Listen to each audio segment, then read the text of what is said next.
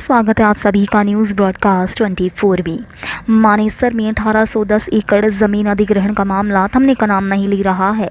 एक और इस गरमाए मामले पर मुख्यमंत्री मनोहर लाल ने खुद बयान दिया था कि इस ज़मीन का अधिग्रहण बहुत पहले ही हो चुका है और अब बस इसका अवार्ड आना बाकी है। तो वहीं मुख्यमंत्री खट्टर के बयान को लेकर धरने पर बैठे ग्रामीण की माने तो खट्टर साहब ने जो आश्वासन दिया वो बिल्कुल झूठा है। अवार्ड का टाइम 17 अगस्त है और खट्टर साहब बस इसी टाइम को जैसे तैसे निकाल रहे हैं। धरने पर बैठे ग्रामीणों की माने तो बीजेपी सरकार उनके साथ घोर अन्याय कर रही है।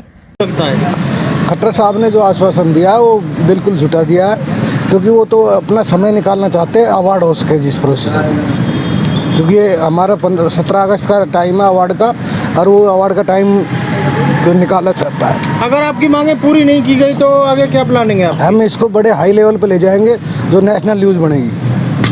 ठीक है, ऐसा नहीं है कि भाई हम किसान ये छोटे हैं। इस गांव में 20 गांवों की ज़मीन है। कासन गांव की ज़मीन ज़रूर है 18-10 एकड़, लेकिन इसमें 20 गांवों के मालिक हैं और इस को हम इतने लेवल पर ले जाएंगे कि सरकार झुकने में मजबूर हो जाएगी, जैसे 3 किसानों का कानून होगा। तकरीबन कितने गाँव की ये ज़मीन है? 20 गाँवों की ज़मीन है। हो रहा है हमारे साथ घोर अन्याय कर रही बीजेपी सरकार, जबकि किसान कानून ज़मीन एक्ट के अंदर ये कानून है कि किसान की 70% सहमति चाहिए।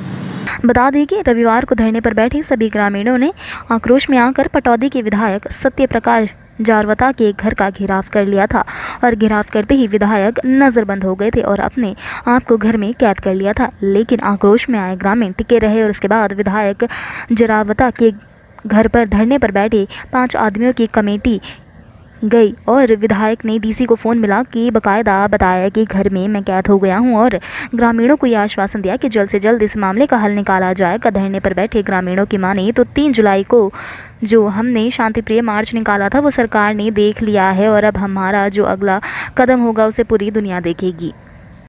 हमारी जमीन बचाओ किसान बचाओ कमेटी सीएम मनोहर खट्टर जी से भी, हमारे सांसद हैं इंद्रजीत यादव से भी और जरावता जी से भी, डीसी साहब से, एसडीएम से, तहसीलदार से, जहाँ भी जिससे भी जो ज़मीन से संबंध रखते हैं सबसे मिली। कल आपने विधायक का घर का घेराव भी किया, जरावता के विधायक घर का घेराव किया, तो क्या कोई हल निकला?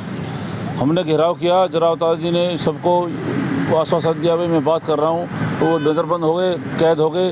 अंदर भी उन्होंने हमारी 5 आदमियों की कमेटी गई थी अंदर, उन्होंने फ़ोन मिलाया, डीसी साहब को बताया कि मैं यहाँ पे कैद हो गया हूँ और मैं क्या करूँ, सरकार इसके जल्दी फैसला ले। ये मेरे हाथ में नहीं है, फैसला तो सरकार ने लेना है। डीसी साहब उसके संपर्क में होते हैं मुख्यमंत्री के, तो यही बात हुई और जल्दी से जल्दी निर्णय लेने की बात कही है। 10 दिन का टाइम लिया है उन्होंने, 5-7 दिन का टाइम लिया है। अगर वो टाइम 10 दिन में आपकी मांगे हैं जो पूरी नहीं की जाती हैं तो आगे क्या प्लानिंग है आपकी? हमारा जो 3 तारीख का जो शांतिप्रिय मार्च था ये सरकार ने देख लिया है, डीसी साहब ने देख लिया है, जरावता साहब ने देख लिया है और जो अगला हमारा जो कदम होगा ना उसको पूरी दुनिया देखेगी। ये हमारा सरकार से अल्टीमेटम है। अगर 10-15 दिन में हमारा कोई सोल्यूशन नहीं निकाला, कोई हमारी समस्या का समाधान नहीं हुआ, तो आने वाले 15 दिनों के बाद जो भी हमारा धरना प्रदर्शन होगा या जो भी कार्रवाई होगी वो बहुत अच्छी तरीके से होगी। क्या कुछ करने वाले हैं? जैसा सरकार सोचती है हम वैसा ही करेंगे। फिर हम जो सरकार के अंदर भय है ना हम वही करेंगे। ये किसान अपनी ज़मीन को किसी भी कीमत पर नहीं देंगे। वहीं इस मामले में गुरुग्राम जिला उपायुक्त निशांत कुमार यादव की माने तो सरकार ने मानेसर के 3 गांवों की ज़मीन अधिग्रहण की है और ग्रामीण इसकी रिहाई की मांग कर रहे हैं जो सीएम और HSIDC तक पहुंचा दी गई है और हम कोशिश कर रहे हैं कि जल्द ही इन किसानों की मीटिंग HSIDC के आला अधिकारियों से करवाई जाए। ज़मीन का अधिग्रहण का मामला जो सामने है चर्चित है, इसके बारे में क्या कहेंगे सर? इसका क्या अपडेट है? मानेसर में जो HSIDC ने लगभग 1850 एकड़ ज़मीन जो है वो 3 गांव की कासन, कुकड़ोला और इन 3 गांवों की बेसिकली लैंड एक्वायर की है और इनके रिलीज़ की जो है लोगों की मांग है। ये मांग हमने सीएम साहब तक, HSIDC के अधिकारियों तक पहुंचा दी है और इस पे जल्द ही जो है इन किसानों की हम कोशिश करेंगे कि आगे मीटिंग भी HSIDC के टॉप मोस्ट ऑफिशियल से करवाएं और इसका कोई ना कोई आपस में बैठ करके इसका सॉल्यूशन निकाला जा सके।